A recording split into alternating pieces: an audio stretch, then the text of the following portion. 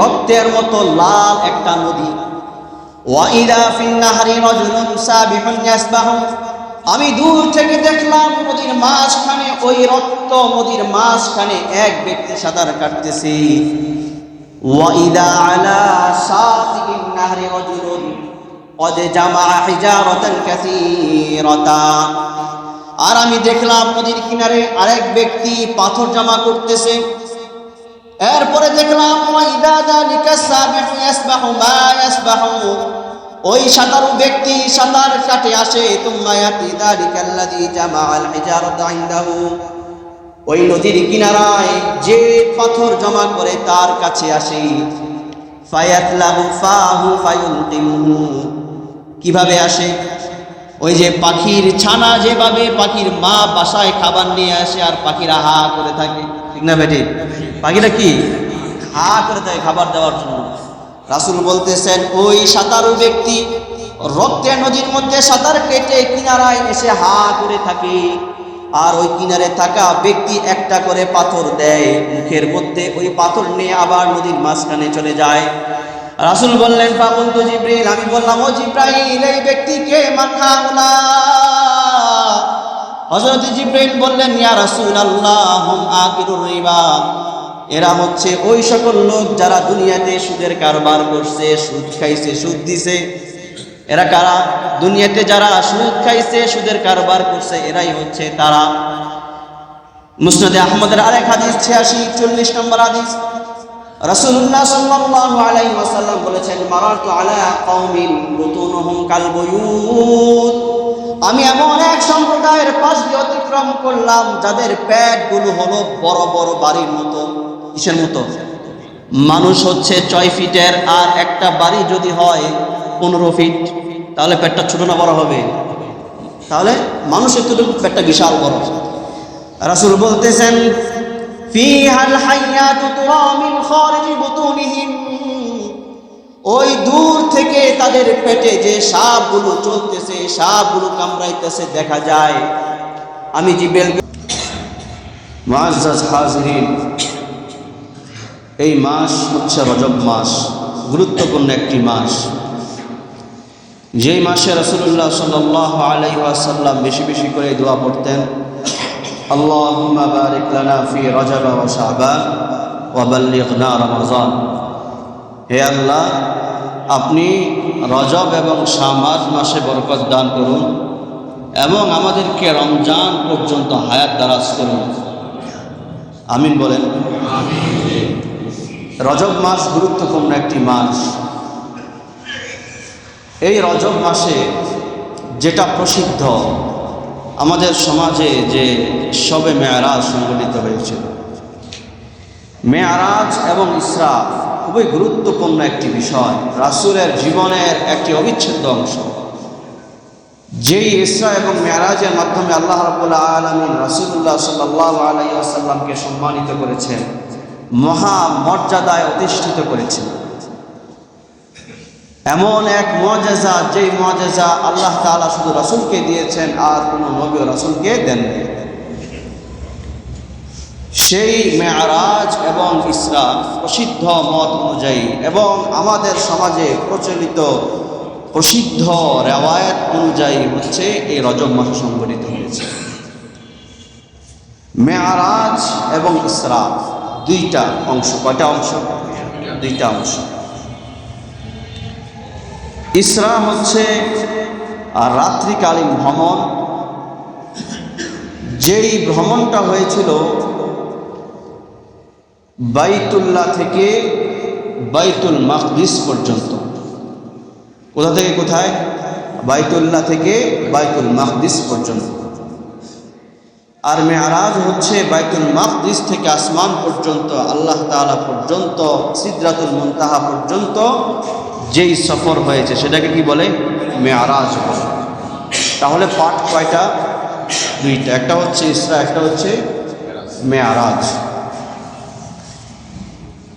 এই ইসরা এবং মেরাজ কবে সংগঠিত হয়েছিল? প্রায় 42টা মতামত পাওয়া যায়। কয়টা? 42টা।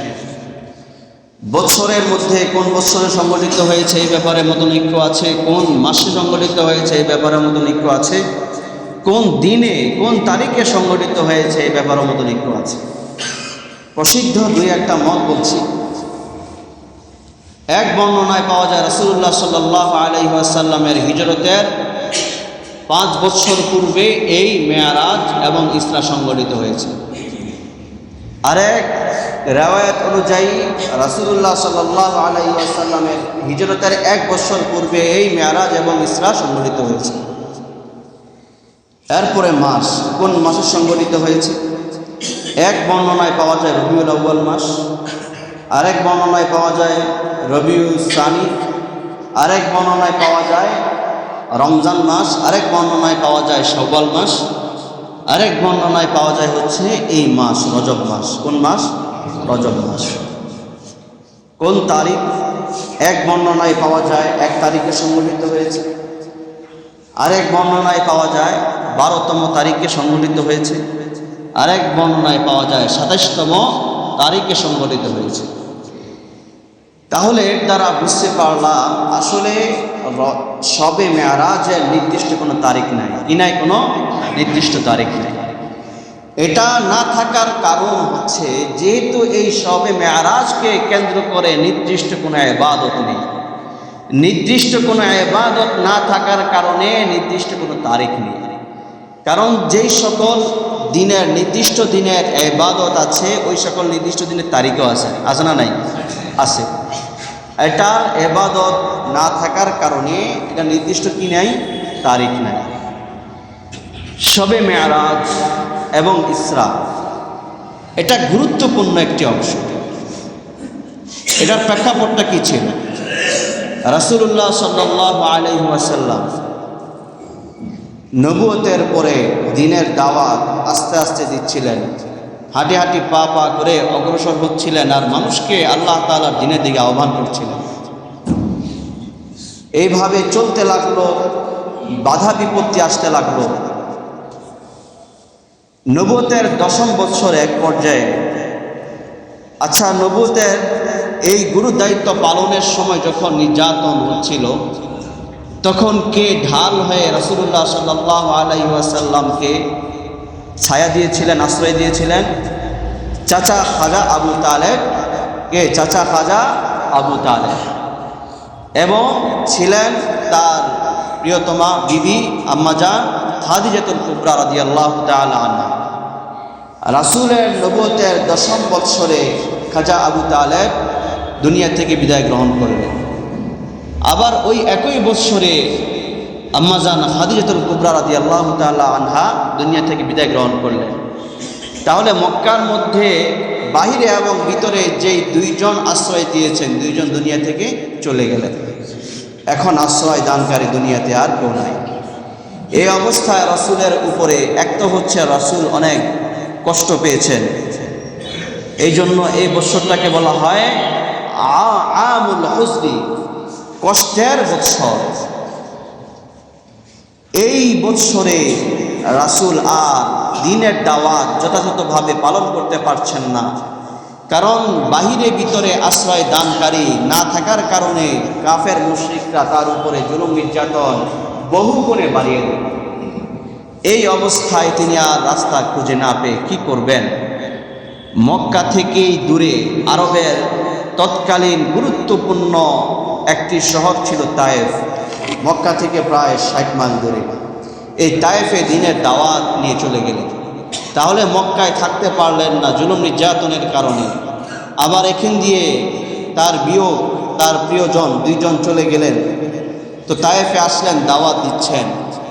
এক পর্যায়ে আমরা কম বেশ সকলে জানি সেখানের ছেলেপেলেরা হতবাগারা রাসূলুল্লাহ সাল্লাল্লাহু আলাইহি ওয়াসাল্লামের উপরে কি অমানসিক নির্যাতন করেছে, এটা আমরা কম বেশ সকলে জানি। এমন নির্যাতন করেছে তারা তো ঈমান গ্রহণ করেই নাই, বরং ছোট ছোট বাচ্চাদেরকে তারা লেলিয়ে দিয়েছে, যারা নবী কি জিনিস, মুহাম্মদ কি জিনিস সেটা তারা বুঝত না। এই অবস্থায় তারা নবী তার দ্বীনের দাওয়াত দিচ্ছেন আর বাচ্চারা পিছন থেকে নবীকে পাথর নিক্ষেপ করছিল। নাউজুবিল্লাহ।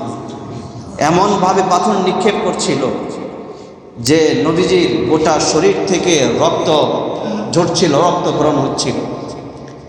অবস্থা এমন হয়েছে রক্তের কারণে জুতা পর্যন্ত ভিজে গেছে, চুবে গেছে, হাঁটতে পারছেন না। পায়ের সাথে ওই রক্তের কারণে পায়ের সাথে জুতা লেগে গেছে, রক্তক্ষরণ হওয়ার কারণে শরীর দুর্বল হয়ে যায়, হাঁটতে পারেন না, বসে গেছে। এই বাচ্চারা নবীকে উঠায়া দেয়, দাঁড়ায় যাও, তুমি হাঁটো, চলো। এই অবস্থায় বাচ্চারা আবার নবীকে দাঁড় করায় হাঁটতে বলে পিছন থেকে পাথর নিক্ষেপ করে, নাউজুবিল্লাহ। তো নবীর কষ্ট কি কমল না আরো বাড়লো? বলেন না, কমল না আরো বাড়লো? নবীর কষ্ট আরো বাড়লো। মক্কায় দিনের কাজ করতে পারলেন না, অবস্থান করতে পারলেন না। তায়েফে আসলেন, তায়েফে অবস্থান করতে পারলেন না, দিনের কাজ করতে পারলেন না। তিনি আশ্রয় চাচ্ছেন মানুষের কাছে, প্রিয় ব্যক্তিদের কাছে, আত্মীয় স্বজনের কাছে আশ্রয় দাও, কেউ দেয় নাই। শুধু একজন দিয়েছিল, মুতাইম ইবনে আদি নামক এক ব্যক্তি নবীকে মক্কায় আশ্রয় দিয়েছিল। নবী কষ্টের উপরে কষ্ট, যেটাকে বলে কাটা গায়ে লবণের ছিটা। তো কষ্টের উপরে কষ্ট, তিনি আর কি করবেন, সহ্য করতে পারছেন না। এমন অবস্থা আল্লাহ তাআলা চাইলে তার এই প্রিয় বান্দাটাকে, প্রিয় মানুষটাকে একটু সুখ দিবেন, শান্তি দিবেন, তার কষ্টকে লাঘব করবেন। আমরা যখন দেখি আমাদের প্রিয় মানুষরা কষ্ট পায়, কষ্টে জর্জরিত হয়ে যায়, তখন বিভিন্ন জায়গায় ঘোরাতে নিয়ে যায় কি যায় না? বিভিন্ন জায়গায় ঘোরাতে নিয়ে যায়, যাতে করে সে প্রফুল্লতা অর্জন করে, যাতে করে সে আনন্দ পায়, সে সুখ পায়, প্রকৃতি দেখে, নিদর্শন দেখে, নানান আল্লাহ তাআলার সৃষ্টি দেখে। ঠিক না ঠিক? আল্লাহ তাআলা চাইলেন তার এই বান্দাটাকে এখন কি করবেন, এখন একটু আনন্দ দিবেন, তার কষ্টটাকে লাঘব করবেন, দূর করবেন। আল্লাহ রাব্বুল আলামিন এরপরে রাসূলুল্লাহ সাল্লাল্লাহু আলাইহি ওয়াসাল্লামকে কোথায় নিয়ে গেলেন? মেরাজে নিয়ে গেলেন। কোথায় নিয়ে গেলেন বলেন? মেরাজে নিয়ে গেলেন, আল্লাহ তাআলার কাছে নিয়ে গেলেন। তো এই হলো সংক্ষেপে মেরাজ এবং ইসরার কি প্রেক্ষাপট।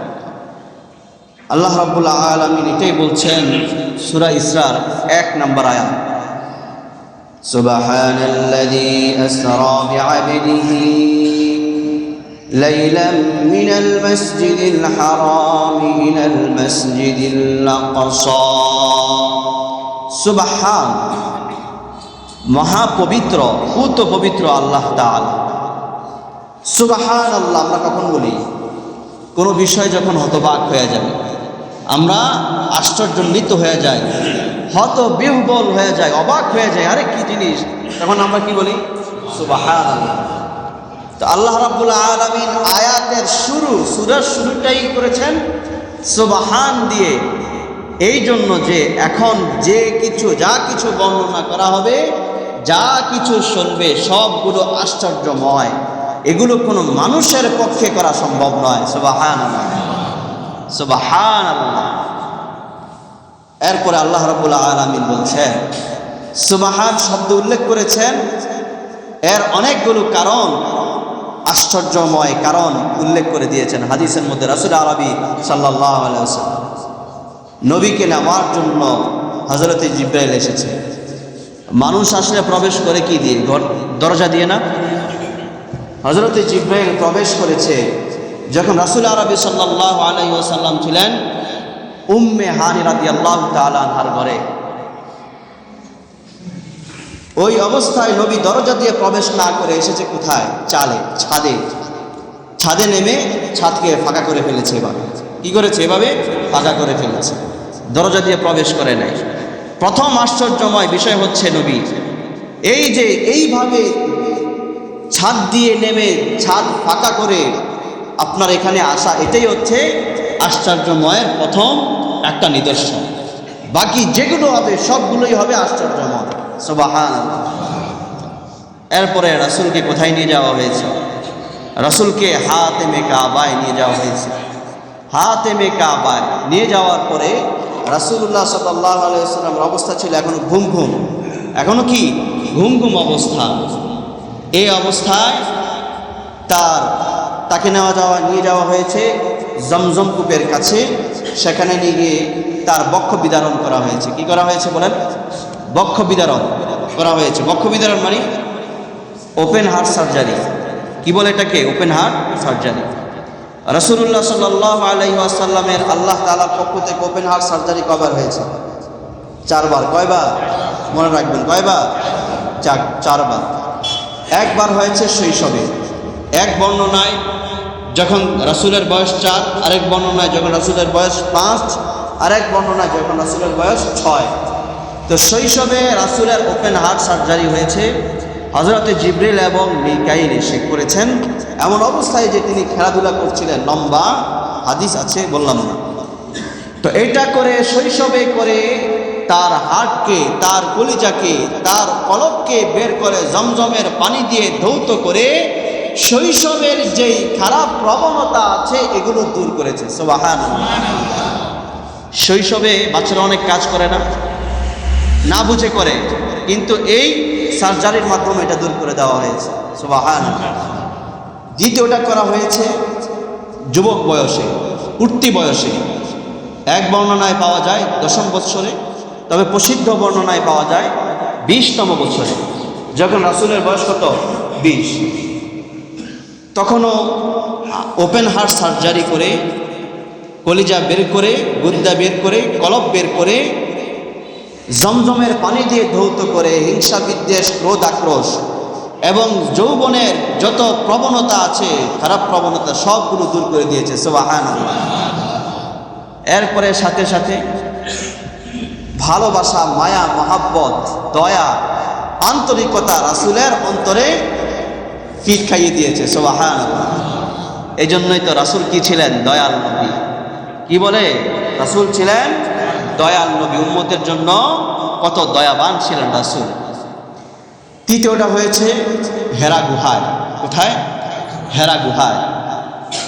যাতে করে নবী সাল্লাল্লাহু আলাইহি ওয়াসাল্লাম নবুয়তের ধারণ ক্ষমতা এটা গ্রহণ করতে পারেন, শরীয়তের দার মাদার তিনি হতে পারেন, শরীয়তের প্রবর্তক তিনি হতে পারেন, এই নবুয়তের মতো গুরু দায়িত্ব তিনি আঞ্জাম দিতে পারেন, সেই শক্তি দিয়েছেন তৃতীয় ওপেন হার্ট সার্জারির মাধ্যমে। সুবহানাল্লাহ। চতুর্থটা হয়েছে এই মেরাজের রাতে। এই মেরাজের রাতে হাতেমে কাবায় এনে এরপর ওখান থেকে জমজমের কুয়ার কাছে নিয়ে সেখানে করেছেন। সুবহানাল্লাহ। তাহলে কয়বার হয়েছে? 4।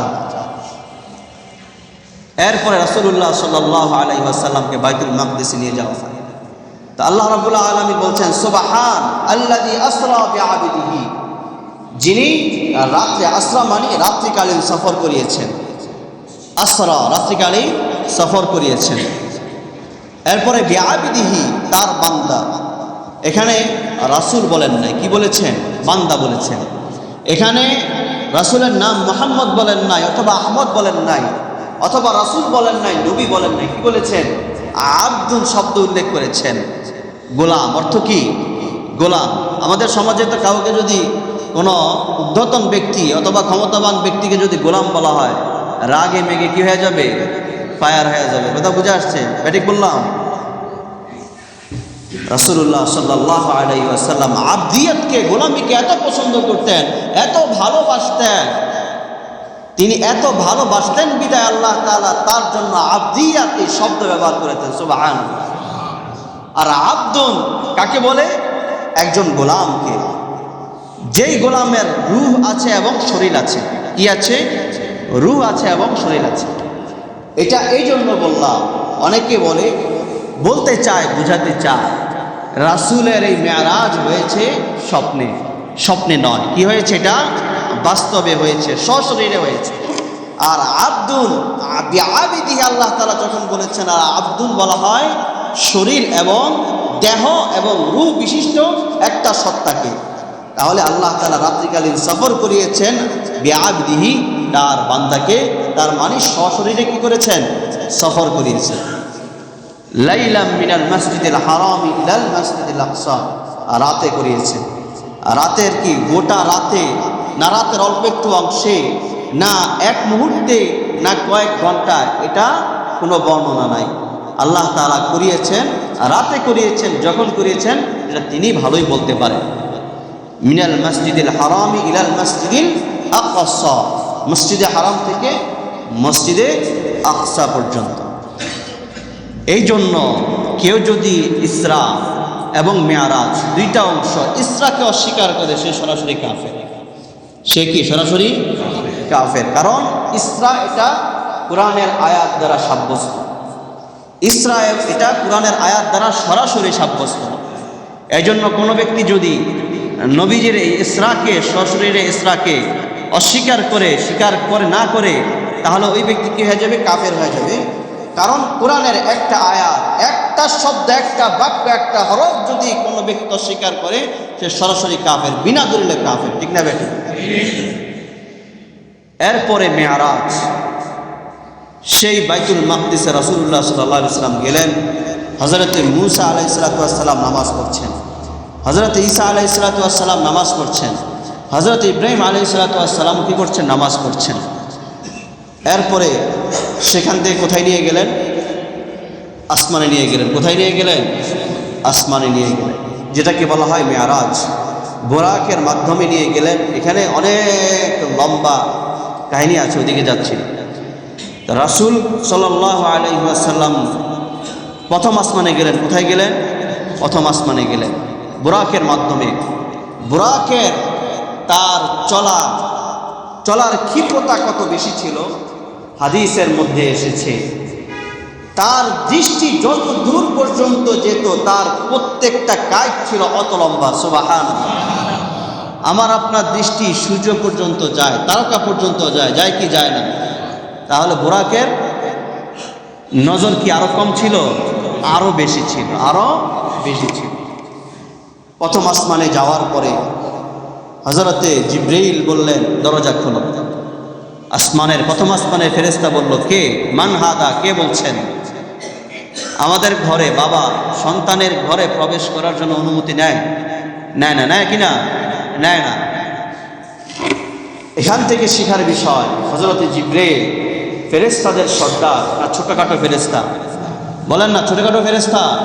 অনেক বড় ফেরেশতা, ফেরেশতাদের সর্দার, ওহীর ধারক, আল্লাহর বার্তাবাহক আল্লাহ রাসূল বলতেছেন, মান হাদা? আনা জিবরিল, আমি জিবরিল বলছি, দরজা খোলো। বলছে, হাল মাকা আহাদুন? তোমার সাথে কেউ আছে? বলেছে, হ্যাঁ আমার সাথে আছে মুহাম্মদ নবিয়ুনা, নবী মুহাম্মদ সাল্লাল্লাহু আলাইহি ওয়াসাল্লাম আমার সাথে আছে। ওই দারোয়ান জিজ্ঞেস করছে, হাল উরসিলা ইলাইহি? আচ্ছা, নবী মুহাম্মদকে কি ডাকা হয়েছে? নবী মুহাম্মদকে কি ডাকা হয়েছে? জিবরাইল জবাব দিলেন, হ্যাঁ ডাকা হয়েছে। এখন আমি আপনি যদি হতাম তাহলে কি করতাম? কত বড় সাহস, কত বড় স্পর্ধা! তুমি আমাকে জিজ্ঞেস করছো আমি প্রবেশ করব কি করব না, আমি কে, আমার সাথে কে আসছে? ঠিক না ঠিক? জিবরাইলের কথা বলছে, জিবরাইলের এই কথা বলার সুযোগ নাই। উনি পাহারাদার, ওনার জায়গা এটা, ওনার ঘর এটা, যেতে হবে। আমি যেই হই না কেন অনুমতি নিয়ে যেতে হবে। তাহলে প্রত্যেকটা ঘরে যাওয়ার আগে অনুমতি নেওয়ার দরকার আছে না নাই? নিজের বিবি সাহেবা বেগম কি করছেন, তার ঘরে প্রবেশ করতে হলেও অনুমতি নিতে হয়। কিভাবে? যদি ওইরকম অবস্থা হয় তাহলে সালামের মাধ্যমে অনুমতি নিতে হবে। কথা বুঝে আসছে? নিজের ছেলে সন্তানের ঘরে প্রবেশ করতে হলেও অনুমতি নিতে হয়। কথা বুঝে আসছে? এরপরে গেলেন, প্রথম আসমানে ছিলেন হযরত আদম আলাইহিস সালাম। হযরত আদম আলাইহিস সালামের সাথে সাক্ষাৎ। হযরত আদম একবার ডান দিকে তাকান, ডান দিকে তাকালে হাসেন, বাম দিকে তাকান, বাম দিকে তাকালে হাসেন। আল্লাহ রাসূল জিজ্ঞেস করলেন, ইনি কে? জিবরিল বলেন, ইনি হচ্ছেন বাবা আদম। রাসূল জিজ্ঞেস করলেন, ইনি কান্না করছেন কেন? ডান দিকে তাকালে, বাম দিকে তাকালে, ডান দিকে তাকালে হাসছেন, বাম দিকে তাকালে কান্না করছেন কেন? বলা হলো, ডান দিকে হচ্ছে ওনার ওই সকল সন্তানগণ যারা জান্নাতি, ডান দিকের জন্য তাকালে তিনি হাসেন, আর বাম দিকে ওনার ওই সকল সন্তানগণ যারা জাহান্নামী, এই জন্য বাম দিকে তাকালে উনি কান্না করেন। এরপরে কথোপকথন শেষে কোথায় গেলেন? দ্বিতীয় আসমানে। সেখানে ছিলেন হযরতে ঈসা এবং হযরতে ইয়াহইয়া। হযরত আদম আলাইহিস সালাম প্রথম আসমানে নবীকে স্বাগতম জানিয়েছেন, মারহাবাম বিন নবিয়্যিস সালিহি ওয়াল ইবনিস সালিহি। স্বাগতম নবী, স্বাগতম আমার নেক সন্তান। দ্বিতীয় আসমানেও তাকে স্বাগতম জানাইল কে? হজরতে ঈসা এবং হজরতে ইয়াহইয়া। তৃতীয় আসমানে হজরতে ইউসুফ আলাইহিসসালাম। চতুর্থ আসমানে হজরতে ইদ্রিস আলাইহিসসালাম।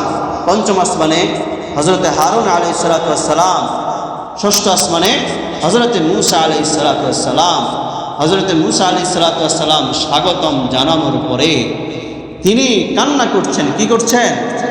কান্না করছেন। বুখারী শরীফের রিওয়ায়াত 3887 নম্বর হাদিস। তিনি কান্না করছেন। রাসূল জিজ্ঞেস করলেন, কেন কান্না করছেন? লিমাদা তাবকি? তিনি বলেন, আবকি লিআন্না গুলামান বুইতা বাদি, কারণ আমার পরে শেষ জামানায় একজন যুবককে পাঠানো হয়েছে দুনিয়াতে। ইয়াদখুলু মিন উম্মতিহি আকসারু মিম্মা ইয়াদখুলুহা মিন উম্মতি, আমার উম্মত থেকে বেশি তার উম্মত থেকে বহু সংখ্যক জান্নাতে প্রবেশ করবে। সুবহানাল্লাহ। নবীকে দেখে এই জন্য কি করছে? কান্না করছে। এরপরে গেলেন সপ্তম আসমানে। তাকে স্বাগতম জানিয়েছে কে? হযরত ইব্রাহিম আলাইহিস সালাতু ওয়াস সালাম। স্বাগতম জানিয়ে তিনি রাসূলকে বলছেন, তিরমিজি শরীফের হাদিস 3462 নম্বর, 3462 নম্বর হাদিস। হযরতে আব্দুল্লাহ ইবনে মাসউদ রাদিয়াল্লাহু তাআলা আনহু বর্ণনা করেছেন, হযরত ইব্রাহিম রাসূলকে বলছেন, ইয়া মুহাম্মদ, হে মুহাম্মদ, আকরি উম্মাতাকা মিন্নি আসসালাম, আপনি যখন দুনিয়াতে যাবেন আমার পক্ষ থেকে আপনার উম্মতকে আপনি সালাম প্রেরণ করবেন। সুবহানাল্লাহ। ওয়া আখবিরহুম, তাদেরকে আপনি জানায় দেন, আন্নাল জান্নাতা তাইয়্যিবাতুত তুরবাতি ওয়া আযবাতুল মা, তাদেরকে জানায় দেন জান্নাত যেন তেন জিনিস নয়, জান্নাত এটা পুত পবিত্র মাটি দিয়ে তৈরি এবং তার পানিগুলো হচ্ছে সুমিষ্ট। সুবহানাল্লাহ। ওয়া আন্নাহা ফিআন, এবং তার ভূমিটা হচ্ছে এত পরিষ্কার পরিচ্ছন্ন এবং সমতল। সুবহানাল্লাহ। ওয়া আন্না গিরাসাহা সুবহানাল্লাহি ওয়ালহামদুলিল্লাহি ওয়া লা ইলাহা ইল্লাল্লাহ ওয়াল্লাহু আকবার, এবং বলে দেন যে জান্নাতের গাছ হচ্ছে সুবহানাল্লাহ, আলহামদুলিল্লাহ, ওয়া লা ইলাহা ইল্লাল্লাহু ওয়াল্লাহু আকবার। সুবহানাল্লাহ। তাহলে সুবহানাল্লাহ বললে একটা গাছ হয় কি হয় না? আলহামদুলিল্লাহ বললে গাছ হয় কি হয় না? ওয়া লা ইলাহা ইল্লাল্লাহ ওয়াল্লাহু আকবার। এই যে আমরা বললাম জান্নাতে আমার আপনার জন্য গাছ হয়েছে কি হয় নাই? গাছ হয়। সুবহানাল্লাহ। এরপরে গেলেন কোথায়? সিদরাতুল মুনতাহা। এটা এমন এক জায়গা, দুনিয়া থেকে কোনো কিছু যদি যায় সর্বোচ্চ যেতে পারে সিদরাতুল মুনতাহা পর্যন্ত, এর উপরে যেতে পারে না। আর এর উপর থেকে যদি কোনো কিছু আসে সিদরাতুল মুনতাহা পর্যন্ত আসে, এর নিচ পর্যন্ত কি আসতে পারে না। এরপরে রাসূলুল্লাহ সাল্লাল্লাহু আলাইহি ওয়াসাল্লামকে নিয়ে যাওয়া হলো কোথায়? আল্লাহ তাআলা। সিদরাতুল মুনতাহার উপরে আল্লাহ তাআলার কাছে, আল্লাহ তাআলার কাছে। এরপরে রাসূলুল্লাহ সাল্লাল্লাহু আলাইহি ওয়াসাল্লামকে দুনিয়াতে যখন আল্লাহ তাআলা পাঠিয়ে দেন, কি উপহার দিয়েছেন? বকশিশ দিয়েছেন, বলেন না? নামাজ দিয়েছেন। নামাজ আমরা সকলে জানি, নামাজ সকলে জানি কি? নামাজ। আরও দুইটা জিনিস আছে। আরও কয়টা জিনিস আছে? দুইটা জিনিস আছে। বুখারী শরীফের 3827 নম্বর হাদিস। রাসূলুল্লাহ সাল্লাল্লাহু আলাইহি ওয়াসাল্লামের ব্যাপারে আব্দুল্লাহ ইবনে মাসউদ রাদিয়াল্লাহু তাআলা বলেন, উতিয়া রাসূলুল্লাহ সাল্লাল্লাহু আলাইহি ওয়াসাল্লাম তালাসান, আল্লাহর হাবিবকে মেরাজের রাতে তিনটা জিনিস দেওয়া হয়েছে। কয়টা জিনিস? এক নাম্বার হলো as-সালাওয়াতিল খামসা, 5 ওয়াক্ত নামাজ। কয় ওয়াক্ত নামাজ? 5 ওয়াক্ত নামাজ। 2 নাম্বার হলো ওয়া খাওয়াতিমু সূরাতিল বাকারা, সূরা বাকারার শেষ অংশ, শেষ 2 আয়াত। সূরা বাকারার শেষ 2 আয়াত। আমানার রাসূলু বিমা উনজিলা ইলাইহি মির রাব্বিহি ওয়াল মুমিনুন, এখান থেকে শুরু করে 7 লাইন হবে, 6-7 লাইন হবে এই 2 আয়াত। তাহলে কোথায় দিয়েছেন? মেরাজে। এই জন্য রাসূলুল্লাহ সাল্লাল্লাহু আলাইহি ওয়াসাল্লাম বলেছেন, বুখারী শরীফের 5009 নম্বর হাদিস, মান ক্বারাআ আল আয়াতাইনি মিন আখির সূরাতিল বাকারাতি ফি লাইলাতিন কাফাতাহু, যেই ব্যক্তি সূরা বাকারা এই শেষ 2 আয়াত প্রতিদিন রাতে তেলাওয়াত করে শুইবে, আল্লাহ তাআলা এই উসিলায় তাকে সকল ধরনের বিপদ আপদ থেকে হেফাজত করবেন। সুবহানাল্লাহ। তাহলে আমরা আমল করব তো। এই মেরাজের রাতে এই দুই আয়াত আল্লাহ তাআলা দিয়েছেন। 3 নাম্বার হচ্ছে ওয়াগফিরা লিমান লাম ইউশরিক বিল্লাহি শাইআন আল মুকহিমাতু, যেই ব্যক্তি আল্লাহ তাআলার সাথে কাউকে শরীক করবে না, কি করবে না? কাউকে শরীক করবে না, শিরিক করবে না, কাউকে রব মানবে না, কাউকে প্রভু মানবে না, ওই ব্যক্তিদের জন্য তওবার সাথে আল্লাহ তাআলা সাধারণ ক্ষমা ঘোষণা করেছেন। সুবহানাল্লাহ। তাহলে কয়টা জিনিস?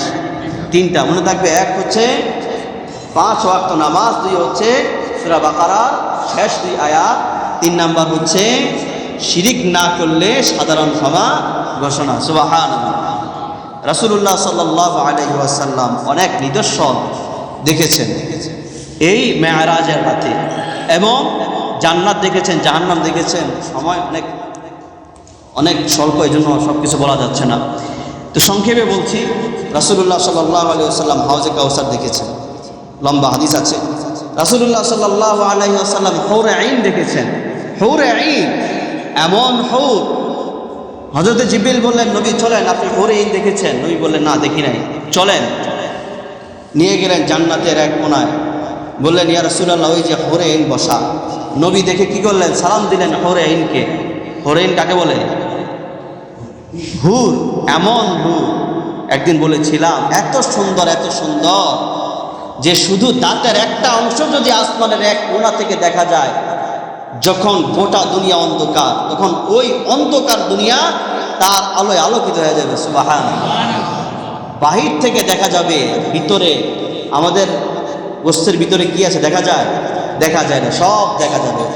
সুবহানাল্লাহ। এরপরে ওই হুরাইন বলল নাহনু, আমরা হচ্ছি খায়রাতুল হিসান, পুত পবিত্র রমণী। আমরা হচ্ছি নিসাউ কওমিন আবরার, আপনার উম্মতের মধ্যে যারা নেককার বান্দা তাদের জন্য আমরা এখানে অপেক্ষা করছি স্ত্রী হিসেবে। সুবহানাল্লাহ। বলে আপনার ওই নেক বান্দাদের জন্য আমরা স্ত্রী হব, এবং তারা আমাদের কাছে এসে শান্তি আর শান্তি, শান্তি আর শান্তি পাবে। সুবহানাল্লাহ। সুখ আর সুখ, সুখ আর সুখ। তারা আমাদের কাছে আসবে, আমরা তাদেরকে কখনো ছেড়ে যাব না, আর তারা কখনো মৃত্যুবরণ করবে না। সুবহানাল্লাহ। এই জন্য ওই হুর আইন বর্ণনার মধ্যে পাওয়া যায়, তারা সব সময় যখন দুনিয়ার মধ্যে কোনো স্ত্রী কোনো স্বামীর মুখে মুখে কথা বলে, ঝগড়া করে, তখন লানত করে, হুররা কি করে? দুনিয়ার স্ত্রীদেরকে লানত করে আর বলতে থাকে তোমাদের উপর লানত বর্ষিত হোক। এরা হচ্ছে জান্নাতে আমার স্বামী, আমার স্বামীকে তুমি গালিগালাজ করছো, তার সাথে বেয়াদবি করছো। কে বলবে? হুর আইন বলে, লানত করে। এই জন্য আমাদের বিবি বেগমরা যারা আছেন তাদেরকে এই কথা কি আস্তে আস্তে মহব্বতের সাথে বলবেন। কি বলবেন? মহব্বতের সাথে বলবেন। কথা বুঝে আসছে? অন্যথায় কিন্তু আবার সাইড এফেক্ট হওয়ারও সম্ভাবনা আছে, ঠিক না বেটি? এরপরে রাসূলুল্লাহ সাল্লাল্লাহু আলাইহি ওয়াসাল্লাম দাজ্জালকে দেখেছেন, জাহান্নামের ফেরেশতা মালিককে দেখেছেন। রাসূলুল্লাহ সাল্লাল্লাহু আলাইহি ওয়াসাল্লাম 4টা নদী দেখেছেন, 2টা জান্নাতের আর 2টা হচ্ছে দুনিয়ার মধ্যে আছে। একটা হচ্ছে নীল নদ আর একটা হচ্ছে ফুরাত নদ। নীল নদ হচ্ছে মিশরে আর ফুরাতটা হচ্ছে কোথায়? সিরিয়ায়। এরপর রাসূলুল্লাহ সাল্লাল্লাহু আলাইহি ওয়াসাল্লাম আরো অনেক নাজ নিয়ামত দেখেছেন। জান্নাত দেখেছেন, জাহান্নাম দেখেছেন। জাহান্নামের মধ্যে রাসূলুল্লাহ সাল্লাল্লাহু আলাইহি ওয়াসাল্লাম 8 শ্রেণীর লোককে দেখেছেন যাদেরকে শাস্তি দেওয়া হয়। কয় শ্রেণীর লোক? 8 শ্রেণীর লোককে দেখেছেন। বলবো? 1 নাম্বার হচ্ছে যারা গীবত করে। কি করে? গীবত করে। 1 নম্বরে কারা? যারা গীবত করে। রাসূলুল্লাহ সাল্লাল্লাহু আলাইহি ওয়াসাল্লাম বলছেন, আবু দাউদ শরীফের 48-78 নম্বর হাদিস, 4878 নম্বর হাদিস,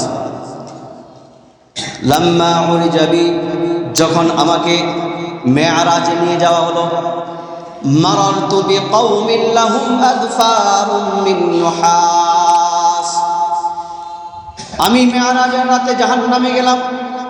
জাহান্নামে গিয়ে দেখলাম 1 শ্রেণীর লোক যাদের হাতের নখগুলো হলো তামা দিয়ে তৈরি। আমাদের নখগুলো কি দিয়ে তৈরি? তামা দিয়ে না লোহা দিয়ে? বলেন না, কি দিয়ে? স্বাভাবিক প্লাস্টিকের মতোই। এরকম করলে কি ভেঙে যায়। যদি জোরে চুলকানি দিই তাহলে কি চামড়া উঠে যায়? উঠে কি উঠে না? উঠে যায়। অনেক সময় নৌকো ভেঙে যায়। রাসূলুল্লাহ সাল্লাল্লাহু আলাইহি ওয়াসাল্লাম বলছেন, লাহুম আদফারুম মিন নুহাসিন ইয়াখমুশুনা বিহা উজুহাহুম ওয়া সুদুরহুম। তারা তাদের নখ দিয়ে চেহারা এবং এই বুকগুলোকে আঁচড় কাটতেছে। কি করে? আঁচড় কাটে। আঁচড় বুঝেন? এইভাবে কি করে? আঁচড় কাটে। আচ্ছা, লোহার নখ তামার নখকে যদি এরকম করে, চামড়া উঠবে না গোস্ত উঠবে? ব্যথা লাগবে কি লাগবে না? অনেক ব্যথা লাগবে। রাসূলুল্লাহ সাল্লাল্লাহু আলাইহি ওয়াসাল্লাম বলেন, ফাকুলতু লিজিবরিল মান হাউলা। আমি জিবরাইলকে বললাম, ও জিবরাইল, এরা কারা? জিবরাইল বললেন, ইয়া রাসূলুল্লাহ, হাউলা ইয়াকুলুনা লুহুমান নাসি ওয়া ইয়াকাউনা ফি আরাদিহিম। এরা হচ্ছে ওই সকল লোক যারা দুনিয়াতে মানুষের গোশত খাইতো আর মানুষকে অপমান করত। মানুষের গোশত খাইতো মানে গীবত করত। আইয়ুহিব্বু আহাদুকুম, সূরা হুজুরাতের 12 নম্বর আয়াতের মধ্যে আল্লাহ বলছেন, আইয়ুহিব্বু আহাদুকুম আইয়াকুলা লাহমা আখিহি মাইতান বাকারিহতুমু। তোমাদের কেউ তার ভাইয়ের মরা ভাইয়ের গোশত খেতে পছন্দ করে? যদি পছন্দ না করে, ওয়ালা ইয়াক্তাব বা'দুকুম বা'দা, সেজন্য কি না করে? গীবত না করে। কি না করে? গীবত না করে। তাহলে গীবত করা মরা ভাইয়ের গোশত খাওয়া। আচ্ছা, মানুষের তো, জীবিত মানুষের তো গোশত খাবে না, মরা তো দূরের কথা। তাহলে যারা গীবত করে মরা মানুষের গোশত খায়। দ্বিতীয়ত হচ্ছে ওয়ায়াকাউনা ফি আরাদিহিম, কথায় কথায় মানুষকে অপমান করে। এমন লোক সমাজে আছে না নাই? কথায় কথায় মানুষকে কি করে? অপমান করে। কথা বলতেছে বন্ধুদের সাথে, আরেক বন্ধু বলে, কিরে আজকে দাঁত মেজে আসিস নেই, এমন বলে কি বলে না? আচ্ছা, বললে তখন কি অবস্থা হবে বলেন? তার কাছে খুব ভালো লাগবে? অপমানিত হবে কি হবে না? যারা এমন কি করে? কথায় কথায় অপমান করে। 2 নাম্বার হচ্ছে যারা আলোচনা করে, বয়ান করে, সৎ কাজের আদেশ করে কিন্তু নিজেরা করে না, নিজেরা আমল করে না।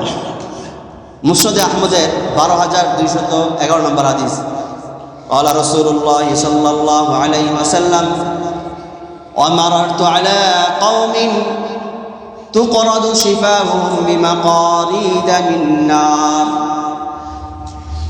আরেক শ্রেণীকে দেখলাম যারা জাহান্নামের আগুনের কেচি দিয়ে তাদের জিহ্বাগুলো কর্তন করতেছে। আমি জিজ্ঞেস করলাম, ফাকুলতু লিজিবরিল মান হাউলা। জিবরাইলকে বললাম, ও জিবরাইল, এরা কারা? জিবরাইল বললেন, ইয়া রাসূলুল্লাহ, হাউলাই খুতাবাউ মিন আহলিদ দুনিয়া ইয়া'মুরুনা আন-নাসা বিল বিররি ওয়া ইয়ানসাউনা আনফুসাহুম। তারা দুনিয়ার মধ্যে মানুষকে সৎ কাজের আদেশ করত, অসৎ কাজ থেকে বারণ করত, কিন্তু নিজেদের বেলায় ভুলে যেত। বিশেষ করে অনেকে আছেন দিন ধর্মীয় আলোচনা করেন, কিন্তু যেটা করেন নিজেও আমল করেন। এমন আছে না নাই? গোটা রাত ভরে নামাজের আলোচনা করলো, ফজরের সময় নামাজ নাই। এমন আছে না নাই? এখন তো মানুষ আমলি বক্তা দেখে না, কি দেখে? যার গলা আছে। কি দেখে? যার গলা আছে 2 সাইডটা টান দিতে পারে, বাস তাকিয়ে নিয়ে আসে। তা এলেম কালাম আসে না নাই, আমল আসে না নাই, এগুলো দেখে না। ঠিক না ব্যাঠি? আর যাগো আমল আছে, যাদের এলেম কালাম আছে কিন্তু গলা নাই, ওদেরকে মানুষ ডাকে না। ঠিক না ব্যাঠি? এরকম হয়। এটাই বাস্তবতা, এটাই বাস্তবতা। তাহলে এখানে অপরাধী বক্তাও অপরাধী, ওই যারা আয়োজন করবে তারাও কি অপরাধী, যারা তাকে দাওয়াত করবে তারাও কি অপরাধী। এই জন্য সমাজের মধ্যে কি হয় না? প্রভাব পড়ে না। আলোচনা করলে ওই আলোচনার কি পড়ে না? প্রভাব পড়ে না। কথা বুঝে আসছে? 3 নাম্বার হচ্ছে সুদখোর। কি খোর? সুদখোর, যারা সুদের কারবার করে। রাসূলুল্লাহ সাল্লাল্লাহু আলাইহি ওয়াসাল্লাম বলছেন, ফানতালাকনা ফাআতাইনা আলা নাহরিন আহমারা মিথলাদ দাম। 3য় শ্রেণী, আমি আসলাম, আমি দেখলাম একটা নদী, রক্তের মতো লাল একটা নদী। ওয়া ইযা ফিন নাহরি রাজুলুন সাবিহুন ইয়াসবাহু। আমি দূর থেকে দেখলাম নদীর মাঝখানে, ওই রক্ত নদীর মাঝখানে এক ব্যক্তি সাঁতার কাটতেছে।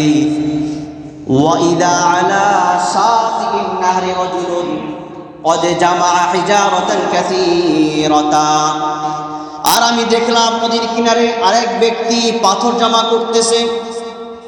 এরপরে দেখলাম ওয়াইদা যালিকা সাবিহু ইয়াসবাহু মা ইয়াসবাহু, ওই সাঁতারু ব্যক্তি সাঁতার কাটে আসে। তুম্মা ইয়াতি যালিকাল্লাযী জামাআল হিজারাতা ইনদাহু, ওই নদীর কিনারায় যে পাথর জমা করে তার কাছে আসে।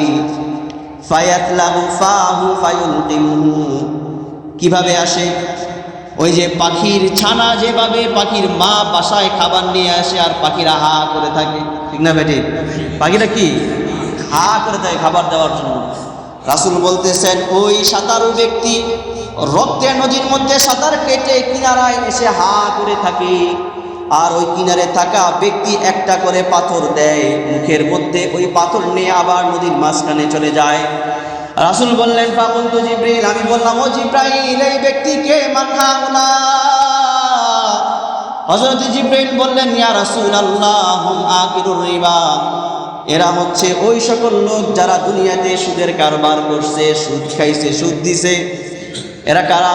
দুনিয়াতে যারা সুদ খাইছে, সুদের কারবার করছে, এরাই হচ্ছে তারা। মুসনাদে আহমদের আরেক হাদিস 86-40 নম্বর হাদিস, রাসূলুল্লাহ সাল্লাল্লাহু আলাইহি ওয়াসাল্লাম বলেছেন মারাতু আলা কওমিন বুতুনুহুম কাল বুয়ুত, আমি এমন এক সম্প্রদায়ের পাশ দিয়ে অতিক্রম করলাম যাদের পেটগুলো হলো বড় বড় বাড়ির মতো। কিসের মতো? মানুষ হচ্ছে 6 ফিটের, আর একটা বাড়ি যদি হয় 15 ফিট, তাহলে পেটটা ছোট না বড় হবে? তাহলে মানুষের তো পেটটা বিশাল বড়।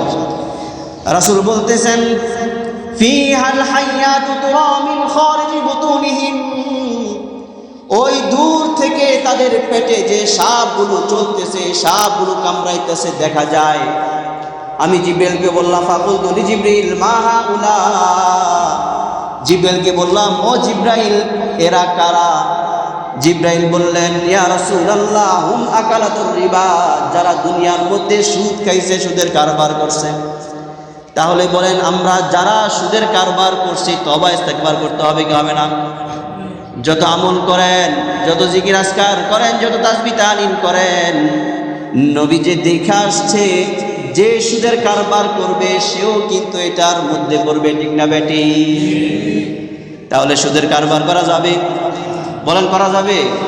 আওয়াজ আছে, করা যাবে? সুদের কারবার করা যাবে না। 4 নাম্বার হচ্ছে যারা অপ্রয়োজনে বিভিন্ন প্রাণীকে কি করে? হত্যা করে। কি করে? বিভিন্ন প্রাণীকে হত্যা করে। বিলে একটা আসছে, সামনে লাথি একটা দিলেন, এমন হয় কি হয় না? লাথি একটা দিয়ে আপনি কি 10 হাত দূরে ফালা দিলেন, মনে করলেন এটা ফুটবল, বাস দিলাম একটা কিক, এমন করে কি করে না? ওই যে বনি ইসরাইলের এক নারী রাসূলুল্লাহ সাল্লাল্লাহু আলাইহি ওয়াসাল্লাম দেখেছেন, ওই বিলাইকে, একটা বিলাইকে মারার কারণে অপ্রয়োজনে মেরে ফেলছে, তাকে খেতে দেয় নাই, তাকে বেঁধে রেখেছিল, বাস মরে গেছে, ওই বিলের কারণে তাকে শাস্তি দেওয়া হয়েছে। 4 নাম্বার হচ্ছে ওই সকল মাগণ যারা বাচ্চাদেরকে দুধ পান করায় না। দুধ পান করাইলে বাচ্চাদেরকে শারীরিক ফিটনেস নষ্ট হয়ে যাবে, শরীর নষ্ট হয়ে যাবে, অথবা বয়সের ছাপ পড়ে যাবে, কথা বোঝা আসছে? এই জন্য বাচ্চাদেরকে দুধ পান করায় না, লম্বা হাদিস আছে। এরপরে 5 নাম্বার হচ্ছে যারা কোরআন তরক করে। কি করে? কোরআন তরক করে, কোরআনে আমল করে না, সময় মতো নামাজ পড়ে না। রাসূলুল্লাহ সাল্লাল্লাহু আলাইহি ওয়াসাল্লাম বলেন ফাআতাইনা আলা রাজুলিন মুত্তাজিইন, আমি এক শ্রেণীর কাছে আসলাম যেই শ্রেণী কাত হয়ে শুয়ে আছে। কি হয়ে? কাত হয়ে শুয়ে আছে। ওয়াইদা আখারু কাইমুন আলাইহি বিসাখরাতিন, আমি দেখলাম তার পাশে একজন ব্যক্তি দাঁড়িয়ে আছে, পাথর নিয়ে দাঁড়িয়ে আছে। ওই ব্যক্তি একটু পর পর এক একটা পাথর তার মাথার মধ্যে মারে। কোথায় মারে? মাথার মধ্যে মারে, যার ফলশ্রুতিতে মাথা ফেটে রক্ত বের হয়ে যায়।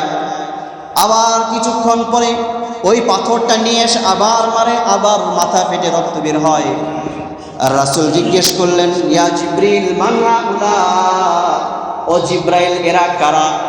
তখন জিব্রাইল বললেন ইয়া রাসূলুল্লাহ ইন্নাহুর রাজুলুল্লাযী ইয়াখুদুল কুরআনা ফায়ারফুদুহু ওয়া ইয়ানামুনা আনিস সালাতিল মাকতুবা, এরা হচ্ছে দুনিয়ার ওই সকল লোক যারা কোরআনকে মানে নাই, কোরআনকে তেলাওয়াত করে নাই, কোরআনকে মুখস্থ করে ভুলে গেছে, যারা কোরআন অনুযায়ী আমল করে নাই, এবং যারা নামাজ চলতেছে মসজিদে, নামাজের মধ্যে নামাজে না এসে সে ঘরে ঘুমায়, এমন লোক আছে না নাই? এমন লোক আছে না নাই? তাহলে নামাজ বাদ দিয়ে ঘুমাইলে কি হবে? আপনি এটার জন্য প্রস্তুতি গ্রহণ করতে হবে যে আমাকে এরকম কি করা হবে, বড় বড় পাথর মারা হবে। এরপরে আরেক শ্রেণী হচ্ছে 7 নম্বর শ্রেণী হচ্ছে যারা মিথ্যা ছড়ায়। কি করায়? মিথ্যা ছড়ায়। রাসূলুল্লাহ সাল্লাল্লাহু আলাইহি ওয়াসাল্লাম বলছেন ফাতাইনা আলা রাজুলিন, এই যে এই বর্ণনা, এটা 4 শ্রেণীর। এটা হচ্ছে বুখারী শরীফের হাদিস, বুখারী শরীফের 7074 নম্বর হাদিস, 7047 নম্বর হাদিস। রাসূলুল্লাহ সাল্লাল্লাহু আলাইহি ওয়াসাল্লাম বলছেন, আমি আসলাম এমন এক সম্প্রদায়ের কাছে যারা চিত হয়ে শুয়ে আছে, তাদের পাশে কে আছে? ওয়াইদা আখারু কাইমুন আলাইহি বিকাল্লুবি মিন হাদিদ, লোহার আকড়া নিয়ে দাঁড়িয়ে আছে। একটু পর পর ডান পাশে এমন জোরে আঘাত করে একবারে বাম পাশ পর্যন্ত থেতলে যায়, চোখের মাঝে এমনভাবে আঘাত করে পিছন পর্যন্ত থেতলে যায়, নাকে এমনভাবে আঘাত করে পিছন পর্যন্ত থেতলে যায়, আবার আগের মতো হয়ে যায়। এরপরে বাম পাশে এসে আবার এরকম করতে থাকে, ডান পাশ পর্যন্ত থেতলে যায়। রাসূল জিজ্ঞেস করলেন, এরা কারা? এরা কারা? তখন জিবরিল বললেন, এরা হচ্ছে ইন্নাহু রাজুলুল্লাযী ইয়াখরুজু ইয়াকদু মিন বাইতিহি ফায়াকদিবুল কাযবাতা তাবলুগুল আফা, ঘর থেকে বের হয় আর রাস্তায় মিথ্যা কথা বলে বেড়ায়। এমন আছে না নাই? এমন বহু লোক আছে, ঘর থেকে সকালে তার কাজটাই হচ্ছে কি? মিথ্যা কথা বলবে। তার কাজটাই হচ্ছে পেছলা কথা, মিথ্যা কথা বলবে, অমুকের কাছে একটা, অমুকের কাছে একটা, অমুকের কাছে একটা। এমন লোক সমাজে আছে। তাহলে তার শাস্তি কি? এই শাস্তি। এটা হচ্ছে কি? একটা শাস্তি। এরপরে 8 নম্বর হচ্ছে বেবিচারী। কারা? বেবিচারী। রাসূলুল্লাহ সাল্লাল্লাহু আলাইহি ওয়াসাল্লাম বলছেন, ফাআতাইনা আলা মিথলি তান্নুরি, তুন্দর চুলার মতো গর্তের কাছে আসলাম, দেখলাম ফিহা লাগাতুল আসওয়াত, সেখানে আওয়াজ হচ্ছে। আচ্ছা, আমি আপনি যদি একটা ঘরের পাশ দিয়ে যাই আর খুব চিল্লি চেঁচামেচি শুনি, তখন কি একটু দাঁড়ায় শুনবো কি শুনবো না? বলেন, শুনবো। আনোখা জিনিস, দেখি কি হয়, কি না কি হইতেছে এখানে, ঠিক না ভাই? ঠিক। রাসূলুল্লাহ সাল্লাল্লাহু আলাইহি ওয়াসাল্লাম যখন শোরগোল শুনছেন, তন্দুর রুটি বানায় যে ওই যে চুলাগুলো দেখছেন মটকার মতো, এভাবে দেখলেন ফিহা নিসাউন ওয়া রিজালুন ওয়ারাতুন, উলঙ্গ নারী পুরুষ, নিজ দিয়ে আগুন জ্বলতেছে, নিজ দিয়ে কি আগুন, লেলিহান আগুনের শিখা দাউ দাউ করে জ্বলতেছে, আর ওদেরকে কাবাবের মতো এভাবে কি লটকে রাখা হয়েছে। জিজ্ঞেস করলেন, এরা কারা? জিবরিল বলেন, ইয়া রাসূলুল্লাহ হুমুজ জাওয়ানি ওয়াজ জুনাতুন, এরা হচ্ছে দুনিয়ার মধ্যে যারা বেবিচার করেছে, যারা অবৈধ সম্পর্ক করেছে, যারা প্রেম প্রীতি করে, যারা ফিজিক্যালি রিলেশন করেছে অবৈধভাবে, এরাই হচ্ছে তা। কথা বুঝে আসছে?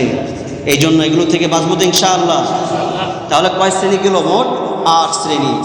আর অনেক নাজ নিয়ামত দেখেছেন। আল্লাহ রাব্বুল আলামিন আমাদের সকলকে এই মেরাজ থেকে শিক্ষা গ্রহণ করার এবং আমল করার তৌফিক দান করুন। আমিন। ওয়া আখির দাওয়ানা আলহামদুলিল্লাহি রাব্বিল আলামিন।